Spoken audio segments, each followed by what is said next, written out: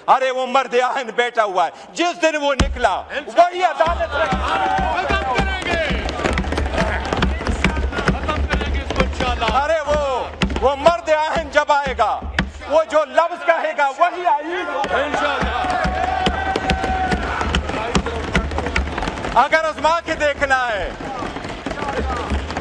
The law is above you. हम कोशिश करेंगे, हम इनको कानून के कटोरे में लाएंगे और इंशाअल्लाह होके रहेगा। आपको आपकी सोच पे सलाम है, आपकी डर को सलाम है।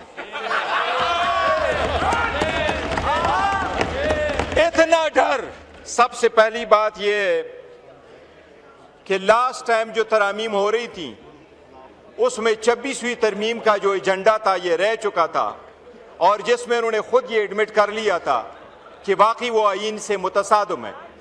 वो एजेंडा दोबारा ये रिकॉर्ड पे ला करके अपने मेजॉरिटी के बलबूते पे ये ख़त्म करना चाह रहे हैं। जनाब स्पीकर, ताकत के बलबूते और जनाब स्पीकर अपने ज़ाती मफादात के लिए जो लोग इमारतें तामीर करते हैं, लोग उनको अपने अवामी और नेशनल मोनूमेंट नहीं समझते। अवाम उनको गुलामी की यादगारें समझते और उनके मिटाने की कोशिश करते हैं। आपका ये पिरामिड बनने से पहले गिरेगा। तारीख में पहली मर्तबा, दुनिया की तारीख में पहली मर्तबा एक न्यूक्लियर स्टेट के सरबरा बाहर मुल्क में बैठ के, बाकू में बैठ के वो अप्रूवल करा रहा है। इस तरमीम को हम बाकू तरमीम कहते हैं। इस बाकी तरमीम को, इस बाकू तरमीम को, इस सुबह बेनूर को हम नहीं मानते, अवाम नहीं मानते।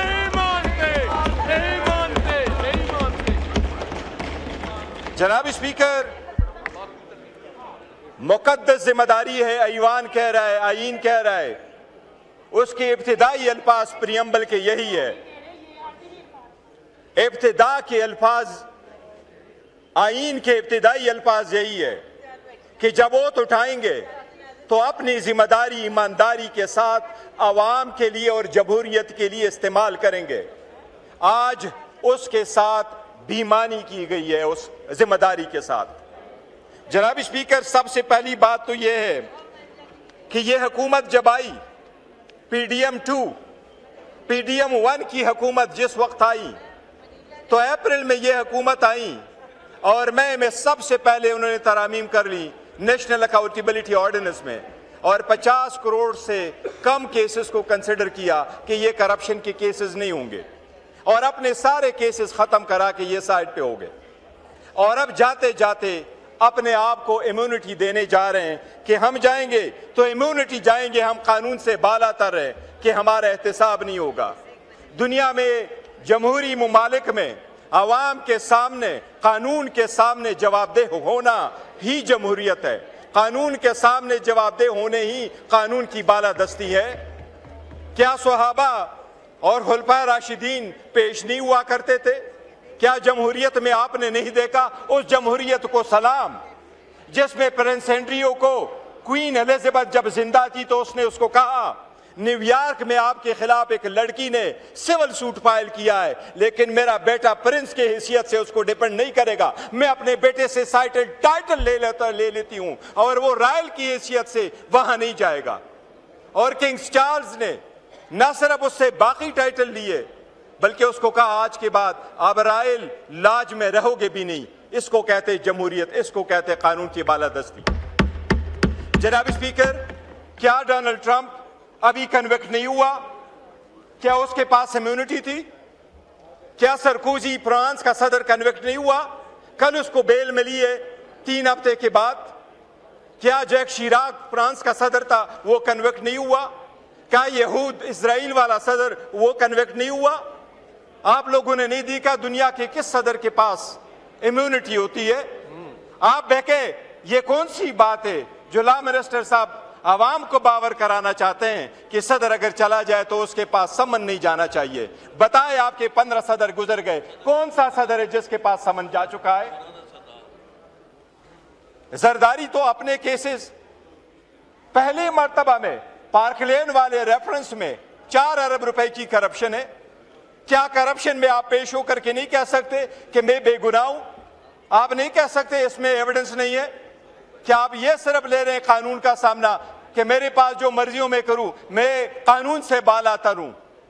जनाब स्पीकर, एक चीज मैं जरूर याद कराऊं, आपको अदलिया से जरूर एक शिकायत होगी, लेकिन किंग जेम्स के खिलाफ एक मरतबा 1670 की सुप्रीम कोर्ट ने बाजवा के एक्सटेंशन के केस में बरतानिया के 1670 के केस का फैसला करते हुए, तो उसका हवाला देते हुए यह कहा था कि वहां पर चीफ जस्टिस ने अपने किंग को कहा था, और 1616 में वो बिल्कुल इम्यून थे, उसने ये अल्फाज इस्तेमाल किए थे, no matter how high you may be the law is above you. हम कोशिश करेंगे, हम इनको कानून के कटोरे में लाएंगे और इंशाल्लाह होके रहेगा। अरे क्या खाम ख्याली में रहते हो? पहले आपके सामने हुआ नहीं था? कानून के तबादले करके आईन के तबादले करोगे, आप क्या कहोगे? घर में आराम से बैठोगे? आप हमें साइडलाइन करके ये बावर करते हो कि आपकी सरकार को टिकाव मिल जाएगा। अरे सरकार को ऐसा टिकाव मिलता है क्या पार्लियामेंट इस कदर मजबूत होती है? अरे वो मर्द आहन बैठा हुआ है, जिस दिन वो निकला वही अदालत खत्म करेंगे इसको इंशाल्लाह। अरे वो मर्द आहन जब आएगा, वो जो लफ्ज कहेगा वही आईन होगा इंशाल्लाह। अगर आजमा के देखना है, अगर आजमा के देखना है, अगर आजमा के देखना है तो किसी द्वार बाजार में जाके देखो, किसी जुमे पे जाके देखो, किसी फौजी पे जाके देखो। हरे आईन और कानून उसकी मरहूनी मिन्नत है, करो। आपको आपकी सोच पे सलाम है, आपकी डर को सलाम है। इतना डर, इतना भयानक डर, तौबा जी, कि वो दरवाजा ना खुले, कोई उससे मिले ना, मैसेज ना आए। और एक चीज जनाब स्पीकर बताता हूं, हम उस मुल्क के वफादार हैं, हम इस मुल्क के लिए हैं इंशाअल्लाह। फौज को कटहरे में न ला खड़ा करो, हमारी अफवाज है, हम उनके साथ खड़े हैं और हम उनको सलूट पेश करते हैं। हम प्राउड ऑफ देम हैं। उनके सरबोते पे सियासत ना करो। मैं ये समझता हूं कि उनको मिसगाइड किया गया। आप एक बात बताओ, आपने आईन पढ़ा था? 1956 का पढ़ा था, 62 का आईन पढ़ा था, 72 का इंटरम आईन पढ़ा था, 73 का आईन पढ़ा है? दुनिया के किस मुल्क में ऐसा होता है? आपने गलत एडवाइस दी। और याद रखो, यही फौज होंगे, चाहे वो यूनिफॉर्म में है, चाहे वो यूनिफॉर्म के बगैर है। आप जब यूनिफॉर्म में होते सलाम करते, और जो यूनिफॉर्म में नहीं भी हम उनको सलूट और सलाम करते, उस कौम के मुहाफिज है, उन्होंने कुर्बानियां दी है। किसने कहा है जनाब स्पीकर कि सदर को आप देते हैं immunity and that too for life? क्या सिर्फ एक बंदा है जो परफॉर्म करता है function in relation to the state? क्या गवर्नर फिर नहीं करता? क्या स्पीकर नहीं करता? क्या वजीर आजम फिर नहीं करता? हम अपने आप के लिए कानून बनाएं और अपने आप को कानून के मुहाफिज कहते हुए फिर अपने आप को इम्यूनिटी ले ले। हम अवाम के पास किस मुंह से जाएंगे? वो अवाम जो बेचारी सफर हो चुकी है, जिनके पास मिलने को खाना नहीं मिलता, जिसके हॉस्पिटल में बेड नहीं है, जिसके लिए जो वो अगर थाने में चला जाए वहां इंसाफ नहीं है, अदालतों में इंसाफ नहीं है, तो क्या हम सिर्फ एक फरके में ऊपर फरका बना दे? एक एलीट क्लास ऑलरेडी एग्जिस्ट कर रही है, एक और एलीट क्लास लेके आए जो कानून से भी बालातर हो। और आपके सारे बहाने खत्म हो गए। With all due respect law minister साहब, बहाने अब खत्म होने चाहिए। और बहाने ये थे कि जब हम पहली मर्तबा फेडरल कॉन्स्टिट्यूशनल कोड बनाने जा रहे थे, तो आप लोगों ने हमें क्या कहा? आपने सुप्रीम कोर्ट की तादाद बढ़ाई, 16 जजेस थे, 33 जजेस पे लेके गए। आप 53 जजेस हाई कोर्ट और सुप्रीम कोर्टों में लेके आए। मैंने आपको 16 सितंबर में यहां कहा कि 56,000 केसेस सुप्रीम कोर्ट में पेंडिंग है। वो केस जिसके लिए आप फेडरल कॉन्स्टिट्यूशनल कोर्ट बना रहे हैं, जिसको आपने प्रिसाइसली कहा कि वो आईनी मसाइल कहेंगे, वो सुप्रीम कोर्ट में आज भी फकत 148 केसेस है। बाकी केसेस आर्टिकल 184 के नहीं है, वो आर्टिकल 199 के आईनी मुकासद नहीं है। अगर 141 केसेस के लिए आप कॉन्स्टिट्यूशनल अदालत बना रहे हैं, ये सब उसके लिए नहीं बना रहे हैं। जनाब स्पीकर, आवाम के बुनियादी हकूक का हुकूमत के खिलाफ, हुकूमत की जद-कोब में जो लोग आ जाते हैं, उनके खिलाफ लोगों के पास एक किला होता है, अदलिया किला की हैसियत से ये उस किला को फतह करना चाह रहे हैं और अपनी मर्जी के पैसे ले लेना चाह रहे हैं। जनाब स्पीकर, मैं दो चीजों का बसद एहतराम अर्ज करूंगा।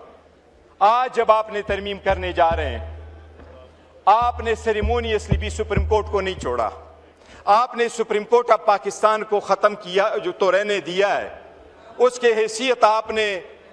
हैसियत को आपने डिस्ट्रिक्ट कोर्ट के मुताबिक में किया। बस जनाब स्पीकर, मैं डायरेक्टली क्वेश्चन करूंगा लॉ मिनिस्टर साहब से कि आपने आर्टिकल 176 में तब्दीली क्यों की?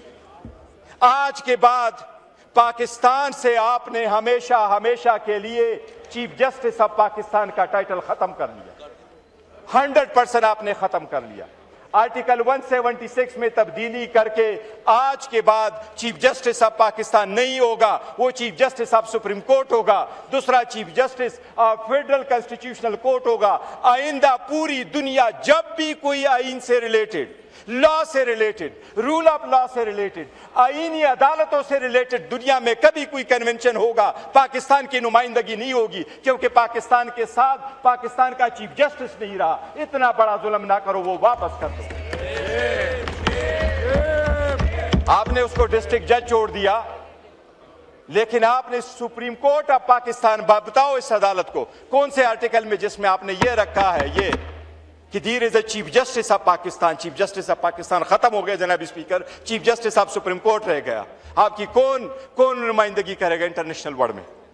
और मैं ये अर्ज कर रहा हूं कि जमहूरियत के लिए आईन में तब्दीलियां कंसेंसस से की जाती हैं, और लोग ये यकीन करते हैं कि जब आप कंसेंसस के साथ तब्दीली करेंगे तो वो आवाम की बुनियादों को, जमहूरियत की बुनियाद को मजबूत करेगा। जनाब स्पीकर, उन्होंने डिवाइड प्रोवाइड किया। और एक चीज आपने लास्ट टाइम वज़ीर आज़म ने यह कहा था कि हमारे पास लोटों का वोट नहीं आया। मुबारक हो, कल आपने 2 लोटों के वोट से अपना तरमीम पास करवाया, वो भी 62। भाग गया।